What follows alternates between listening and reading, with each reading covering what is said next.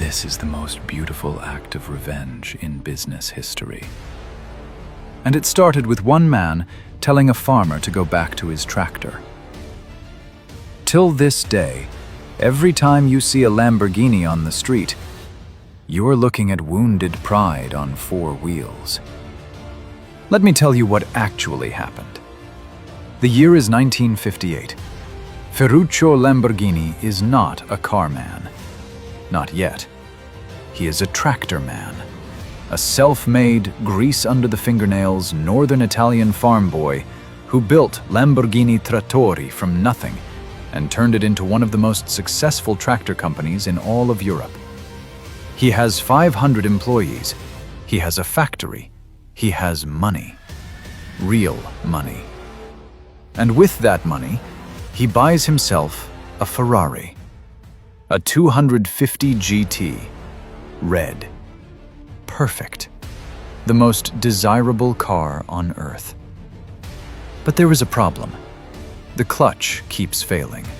Over and over. Ferruccio, a man who literally builds machines for a living, he keeps having to bring this Ferrari back to the dealership. And every time, they fix it. And every time, it fails again. So Ferruccio decides to go straight to the top. He drives to Maranello. He walks into the Ferrari factory. He asks to speak with Enzo Ferrari personally. And he gets the meeting.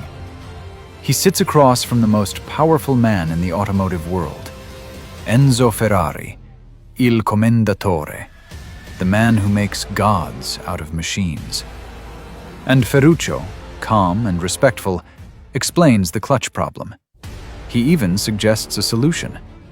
He says, "Signor Ferrari, your clutch, it's the same clutch I use in my tractors. I think I can improve it."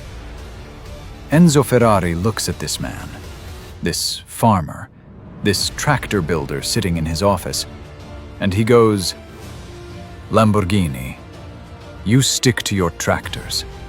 Leave the Ferrari driving to Ferrari drivers." Ferruccio stands up. He straightens his jacket. He looks Enzo directly in the eye, and he walks out. He doesn't argue. He doesn't raise his voice. He just leaves.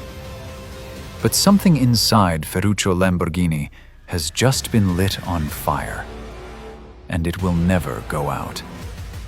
Within 12 months, he starts Automotive Lamborghini. He doesn't hire dealership mechanics. He goes to Ferrari's own engineers.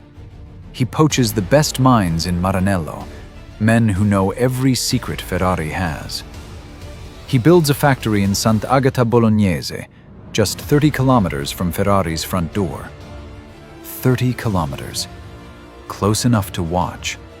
Close enough to compete. Because what this tractor farmer builds in the next 5 years changes the supercar world permanently. 1963, the Lamborghini 350 GT debuts at the Turin Motor Show. The automotive press goes silent, then erupts. Here is a car that drives smoother than a Ferrari and looks more dangerous than anything Enzo has ever produced. Enzo Ferrari hears about it, and for the first time, he is the one who feels something uncomfortable. But Ferruccio isn't done. In 1966, just 3 years later, Lamborghini unveils the Miura, a car so jaw-droppingly revolutionary that journalists at the Geneva Motor Show actually gather around it and stare in silence. The mid-engine layout, the butterfly doors concept, the 4-liter V12 screaming to 280 kilometers per hour. Road and Track magazine calls it the most beautiful car they have ever seen. Enzo Ferrari, the man who told a farmer to go back to his tractors, is now in second place.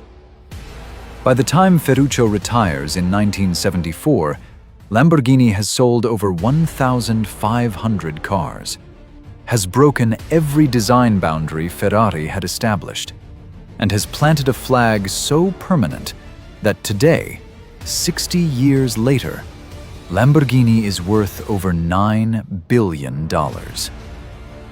One meeting, one insult, one man who refused to be dismissed.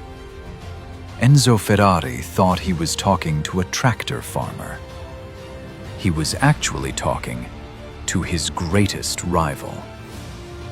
I think about that clutch, that stupid, failing clutch, and I think, what if it had worked? What if Ferruccio's Ferrari had never broken down? We'd have never had the Miura, the Countach, the Diablo, the Huracan. One insult, 60 years of revenge. Till this day, I don't think Enzo ever really recovered from that.